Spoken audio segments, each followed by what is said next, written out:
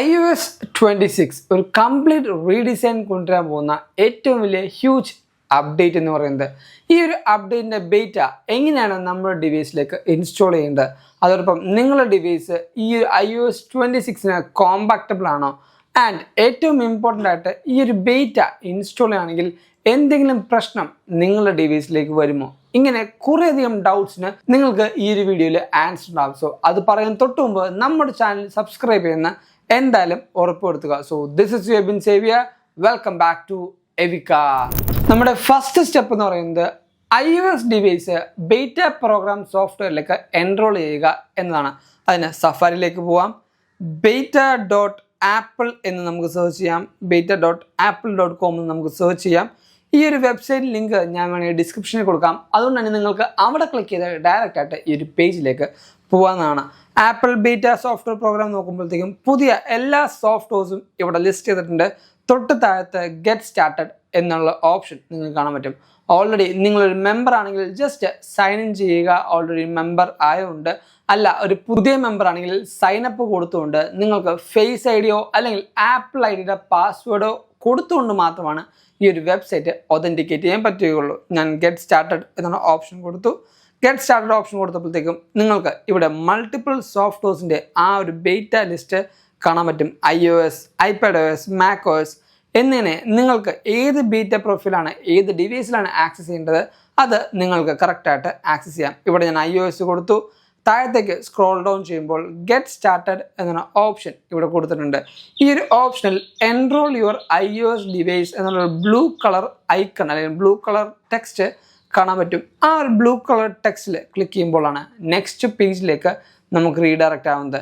താഴത്തേക്ക് പോകുമ്പോൾ ഇവിടെ മേജറായിട്ട് 3 സ്റ്റെപ്പാണ് കാണിക്കുന്നത്. ഫസ്റ്റ് സ്റ്റെപ്പ് ബാക്കപ്പ് എന്ന് പറയുന്നത്, കാരണം ഇതൊരു ഇമ്പോർട്ടൻറ്റ് സ്റ്റെപ്പാണ്. നിങ്ങൾ ഒരു ബേറ്റ പ്രൊഫൈൽ ഇൻസ്റ്റാൾ ചെയ്യുകയാണെങ്കിൽ എന്തെങ്കിലും ഒരു ഇഷ്യൂ വരുമ്പോൾ ഈ പറഞ്ഞ ബാക്കപ്പോ അല്ലെങ്കിൽ ഡാറ്റാസോ ഫോൺ നമ്പറോ പേഴ്സണൽ കോൺടാക്ട്സോ എന്നിങ്ങനെ എന്തെങ്കിലും മിസ്സാവുകയാണെങ്കിൽ ആ ഒരു ഓപ്ഷൻ റിട്രീവ് ചെയ്തെടുക്കാൻ വേണ്ടിയാണ് ബാക്കപ്പ് എടുക്കാൻ ഓൾറെഡി ആപ്പിൾ പറയുന്നത്. കമ്പ്യൂട്ടർ ഉപയോഗിച്ചുകൊണ്ട് ഐട്യൂൺസിലേക്കോ അല്ലെങ്കിൽ ക്ലൗഡ് ബേസ്ഡ് ആയിട്ടുള്ള ഐക്ലൗഡിലേക്കോ നിങ്ങൾക്ക് ഈ പറഞ്ഞ ബാക്കപ്പ് ഷെയർ ചെയ്യാം. ഇത് ഒരു ഇമ്പോർട്ടൻറ്റ് മേജർ സ്റ്റെപ്പാണ്. അതിനുശേഷമാണ് രണ്ടാമത്തെ ഒരു സ്റ്റെപ്പ് എന്ന് പറയുന്നത് ടേൺ ഓൺ ബേറ്റ അപ്ഡേറ്റ്സ് എന്ന് പറയുന്നത്.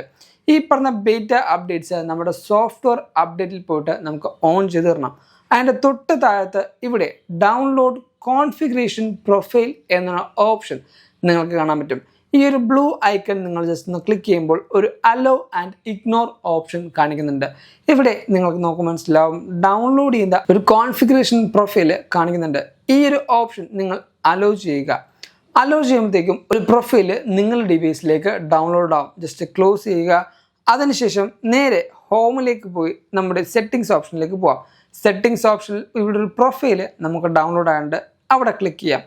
ഈ ഒരു പ്രൊഫൈൽ നമ്മുടെ ഡിവൈസിലേക്ക് ഇൻസ്റ്റാൾ ചെയ്യണോ വേണ്ടയോ എന്ന് നമ്മുടെ അടുത്ത് ഒന്നും കൂടെ ചോദിക്കും.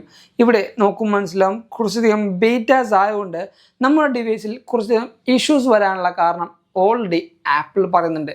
ഇഷ്യൂസ് എന്ന് പറയുന്നത് ബേറ്റ ഓൾവേസ് ബഗ്ഗി ആയിരിക്കും. ബഗ്ഗി എന്ന് പറഞ്ഞാൽ എക്സ്ട്രീംലി ബഗ്ഫുൾ ആയിരിക്കും പുതിയ ബേറ്റാസ് എന്ന് പറയുന്നത്. അതുകൊണ്ട് തന്നെ നമ്മുടെ സ്വന്തം റിസ്കിലായിരിക്കണം ഈ പറഞ്ഞ സോഫ്റ്റ്വെയർ ബേറ്റാസ് ഇൻസ്റ്റാൾ ചെയ്യേണ്ടത്. നിങ്ങളുടെ കയ്യിൽ ഒരു പ്രൈമറി ഡിവൈസ് മാത്രമുള്ളെങ്കിൽ ഒരിക്കലും ഈ പറഞ്ഞ ബേറ്റ ഇൻസ്റ്റാൾ ചെയ്യാനായിട്ട് ഞാൻ റെക്കമെൻഡ് ചെയ്യില്ല.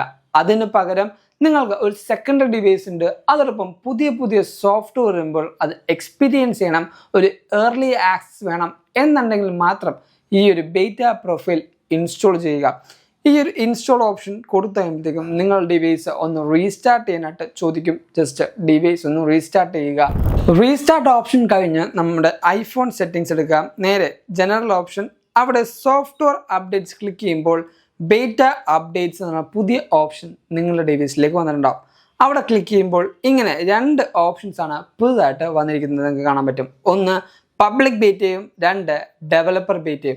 എന്താണ് ഈ പറഞ്ഞ 2 ബേറ്റാസിൻ്റെയും വ്യത്യാസം എന്ന് ചോദിക്കുകയാണെങ്കിൽ ഡെവലപ്പർ ബേറ്റ നിങ്ങൾക്ക് ഒരു early access of iOS updates ആണ് തരുന്നത്. പബ്ലിക് ബേറ്റ എന്ന് പറയുന്നത് ഡെവലപ്പർ ബേറ്റ റിലീസായി കഴിഞ്ഞിട്ട് 1-2 ദിവസം അല്ലെങ്കിൽ കുറച്ചധികം മണിക്കൂറുകൾക്ക് ശേഷമാണ് പബ്ലിക് ബേറ്റ റിലീസ് ആവുന്നത്. കാരണം എന്തെങ്കിലും ഒരു ചെറിയ ബഗ്ഗുകൾ ഉണ്ടെങ്കിൽ ആ ഒരു ബഗ്ഗും കൂടെ ഡെവലപ്പർ ബേറ്റയിൽ റിസോൾവ് ചെയ്താണ് പബ്ലിക് ബേറ്റയിൽ കൊടുക്കാറ്. ആ ഒരു വ്യത്യാസമാണ് ഈ പറഞ്ഞ പബ്ലിക് ആൻഡ് ഡെവലപ്പർ ബേറ്റ എന്ന ഓപ്ഷൻ ആപ്പിൾ കൊണ്ടുവന്നിരിക്കുന്നത്. കുറേ നാളുകൾക്ക് മുമ്പ് വരെയും iOS 17 വരെയും ഡെവലപ്പർ ബേറ്റ നമുക്ക് കാശ് കൊടുത്ത് മാത്രമാണ് ആക്സസ് ചെയ്യാൻ പറ്റുകയുണ്ടായുള്ളൂ. പക്ഷേ iOS 7 ശേഷം ഡെവലപ്പർ ബേറ്റയും ആപ്പിൾ ഫ്രീ ആയിട്ടാണ് എല്ലാ യൂസേഴ്സിനും കൊടുക്കുന്നത്. പക്ഷെ ഞാൻ ഒന്നും കൂടെ പറയാം, iOSന്റെ പുതിയ ബേറ്റാസ് നിങ്ങളുടെ പ്രൈമറി ഫോണിലാണ് ഇൻസ്റ്റാൾ ചെയ്യുന്നതെങ്കിൽ ഡിസ്പ്ലേയോ ബാറ്ററിയോ എന്തെങ്കിലും കംപ്ലൈൻറ്റ് വരികയാണെങ്കിൽ ആപ്പിൾ അത് റെഫ്യൂസ് ചെയ്യും. നമ്മളുടെ സ്വന്തം റിസ്കിൽ തന്നെ ഈ പറഞ്ഞ എല്ലാ കാര്യങ്ങളും നമുക്ക് ചെയ്യേണ്ടി വരും. ആ ഒരു കാര്യം എന്തായാലും ഓർത്തിരിക്കുക. ഒരു ബേറ്റ അപ്ഡേറ്റ് ഇൻസ്റ്റാൾ ചെയ്യുന്നതിന് തൊട്ട് മുമ്പും ഈ പറഞ്ഞ പ്രൊഫൈല് ആക്സസ് ചെയ്യുന്നതിന് മുമ്പും അതെന്തായാലും നിങ്ങൾ കോൺഷ്യസ് ആയിരിക്കുക. സോ iOS 26ന്റെ പുതിയ ബേറ്റ എങ്ങനെയാണ് ഇൻസ്റ്റാൾ ചെയ്യേണ്ടത്, അതോടൊപ്പം ബാക്കിയുള്ള ഫർദർ സ്റ്റെപ്സ് എന്തൊക്കെയാണ് നിങ്ങൾക്ക് മനസ്സിലായി എന്ന് വിശ്വസിക്കുന്നു. അതുകൊണ്ട് തന്നെ ഈ വീഡിയോ ഇപ്പോൾ തന്നെ ലൈക്ക് ചെയ്യുക. എല്ലാ കൂട്ടുകാർക്കും ഈ ഒരു വീഡിയോ ഷെയർ ചെയ്ത് കൊടുക്കുക. ഇതേപോലെ റെഗുലർ ആയിട്ടുള്ള ആപ്പിളിൻ്റെ അപ്ഡേറ്റ്സും കാര്യങ്ങൾ പറയാനായിട്ട് നമ്മുടെ ചാനൽ സബ്സ്ക്രൈബ് ചെയ്യുക.